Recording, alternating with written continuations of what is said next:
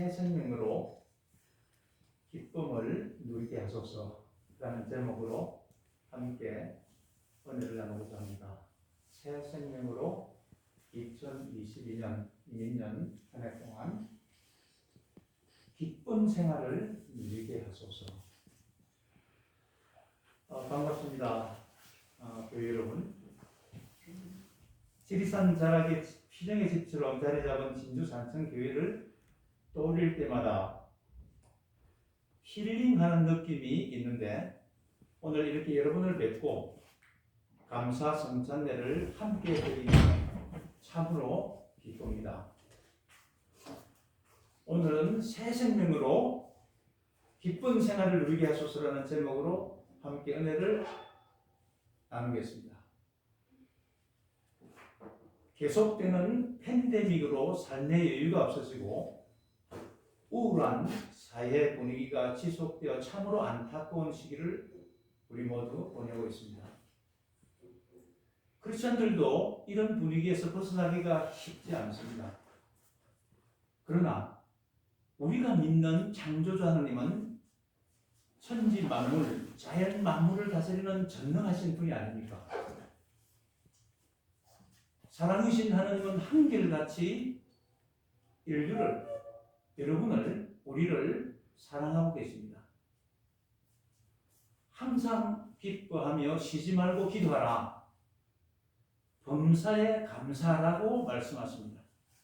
이것이 그리스도 예수 안에 살아가는 사람들에 대한 하나님의 뜻이라고 선포합니다. 이 명령이 지금도 유효하지 않을까요?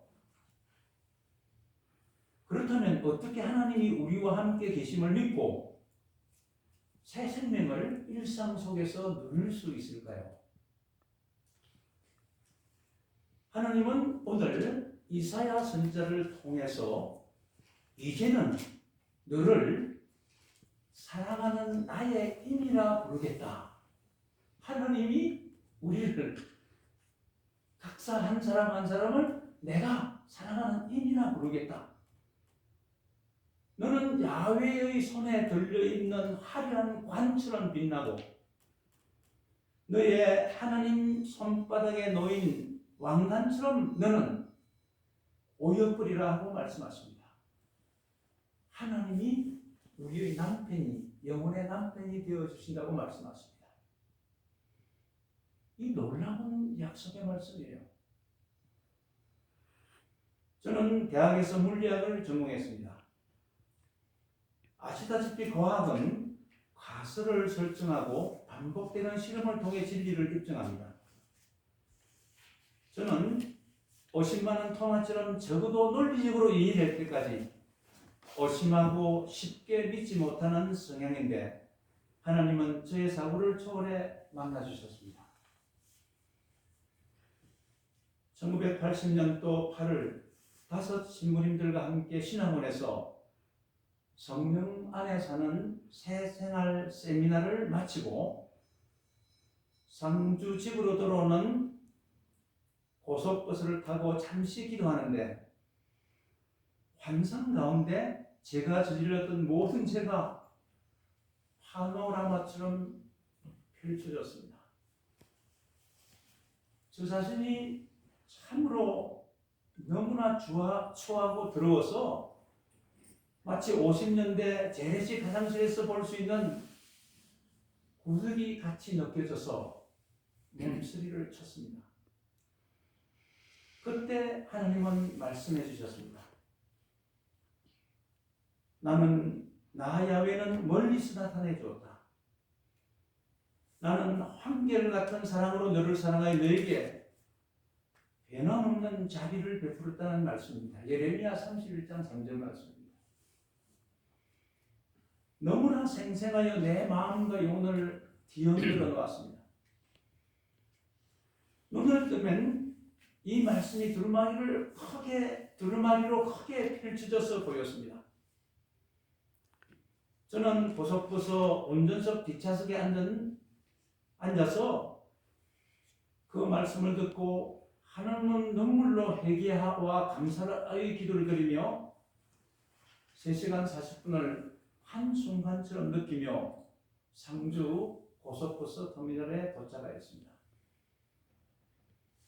그 후 저는 하나님을 만나기 전과는 너무나 다른 삶을 살게 되었습니다.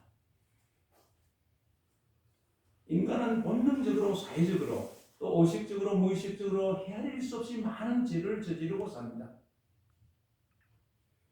마치 더러운 우리 안에서 똥오줌 속에 뒹구는 돼지처럼 살고 있을 때도 있습니다. 하나님은 부모의 심정으로 우리를 지켜보는 아마 그 마음은 갈갈이 찢어졌을 것입니다. 그래서 당신의 외아들을 보내주셨고 그 외아들은 십자가에서 모든 우리 죄를 다 짊어지시고 우리 대신 죽게 하셔서 우리를 죄에서 깨끗하게 씻어주시고 당신 앞에 하나님의 사랑받는 아들과 딸로 하나님의 힘으로 당당히 서게 해 주십니다. 우리를 향해 하나님은 말씀하십니다. 다시는 너를 버림받은 여자라 하지 아니하고 너의 땅을 소박되기라 하지 아니하리라. 이제는 너를 나의 사랑하는 임이라 너의 땅을 내 아내라 부르리라. 야훼께서 너를 사랑해 주시고 너의 땅 주인이 되어 주시겠기 때문이라고 선포하고 있습니다. 이것이 하나님이 우리 한 사람 한 사람을 사랑하는 진정입니다. 진실입니다. 죄인에서 하나님의 자녀가 되는 변화, 버림받은 사람에서 하나님의 사랑의 대상이 되는 변화는 근본적인 변화입니다. 본질이 바뀌는 변화입니다.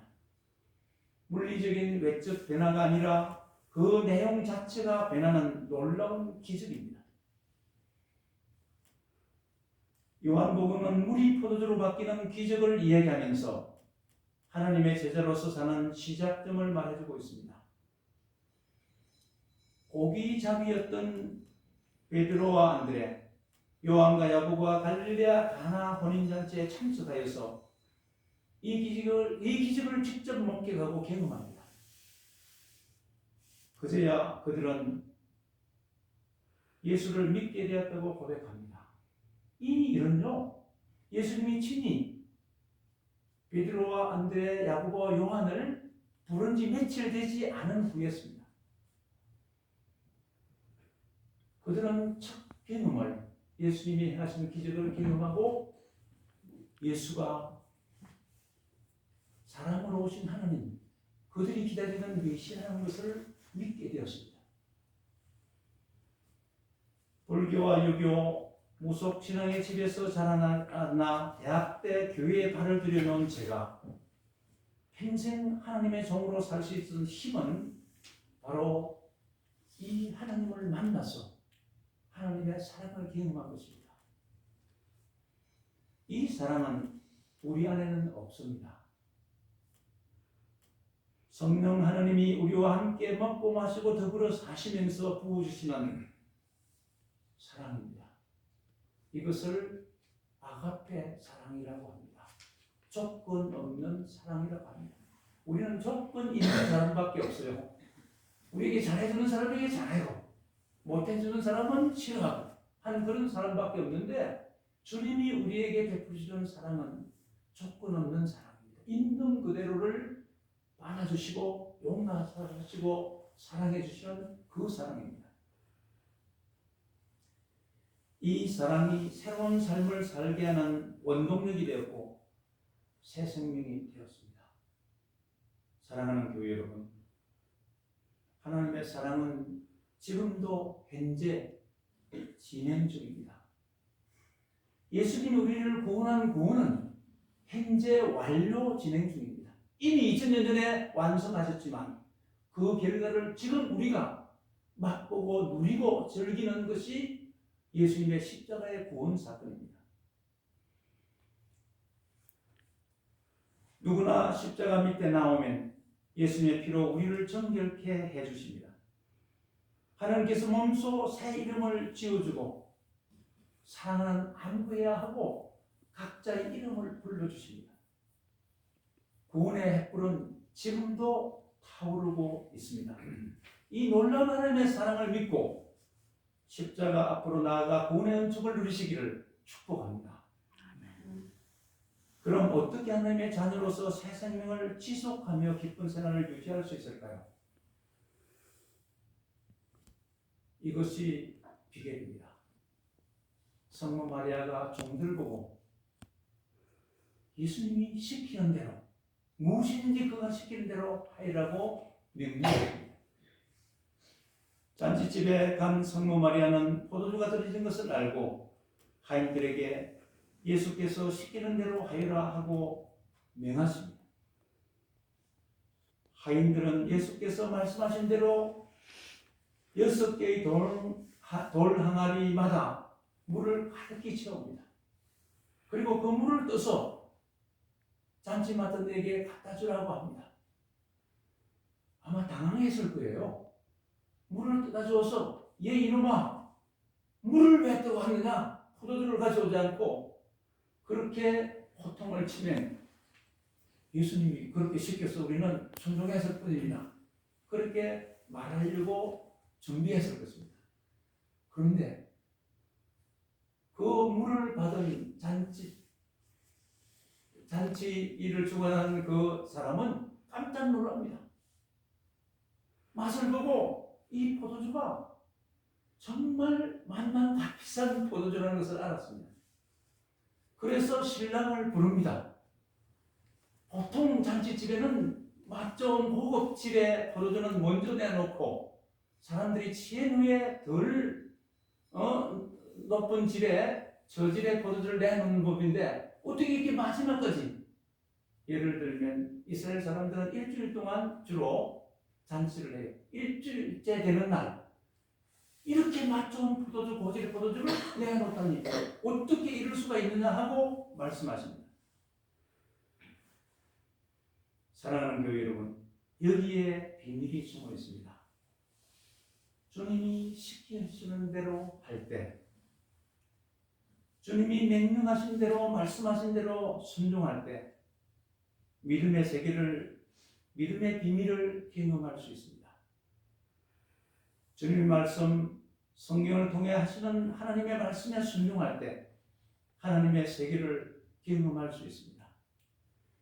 예수는 주님이시라고 고백한 모든 사람들에게 함께 하시는 성령님께서 우리를 도와주시고 그 성령님께서 우리 몸을 성전 삼아 우리와 함께 사시면서 그 하나님의 사랑을 부어주십니다.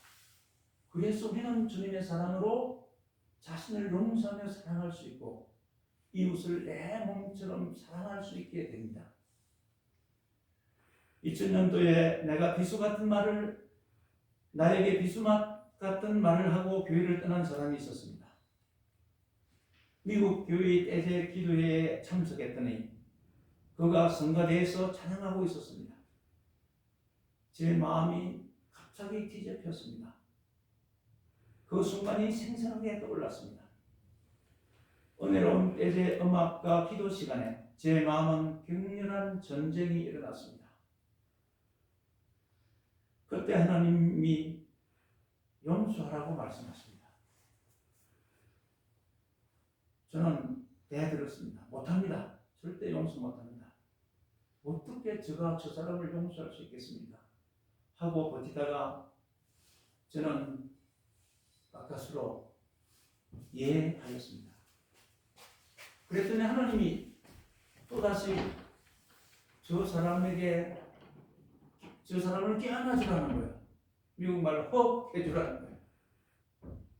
여러분, 이게 가능하겠습니까? 저는 말도 안 되는 소리라며 반항했습니다. 그러나 어떻게 했겠습니까? 제 기도회가 끝날 때쯤 저는 제단 앞으로 걸어가고 있었습니다. 저도 모르게 그를 깨어났습니다. 제 마음에는 행운할 수 없는 평화가 저희 생각과 마음 온몸을 감쌌습니다. 그가 시키는 대로 하여라. 이것이 우리가 해야 할 일입니다. 주인이신 그리스도의 말씀에 순종하는 것이 우리의 자세입니다. 순종함으로써 새 생명으로 가득 찬 기쁜 생활을 누리시기를 축복합니다. 사랑하는 교회 여러분, 하나님은 구박덩어리 우리를 건져내시어 사랑하는 나의 임이라 부르십니다. 너는 내가 진행하여 뽑으신 내 영적인 아내라고, 내 임이라고 말씀하십니다. 영화롭고 거룩하신 하나님의 아들, 딸이 되었습니다. 그러므로 순종합시다. 성령님이 이끄시는 대로 하나님의 말씀에 순종함으로써 새 생명은 자라나고 여러분의 삶은 기쁨으로 가득 차게 될 것입니다. 2022년 이민년 한 해 동안 주님과 함께 하시는 삶을 삶으로써 또 순종하는 삶을 삶으로써 멋지고 복된 기쁨의 생활이 되시기를 다시 한번 축복합니다. 아멘. 성부와 성자와 성령의 이름으로 말씀드렸습니다. 아멘.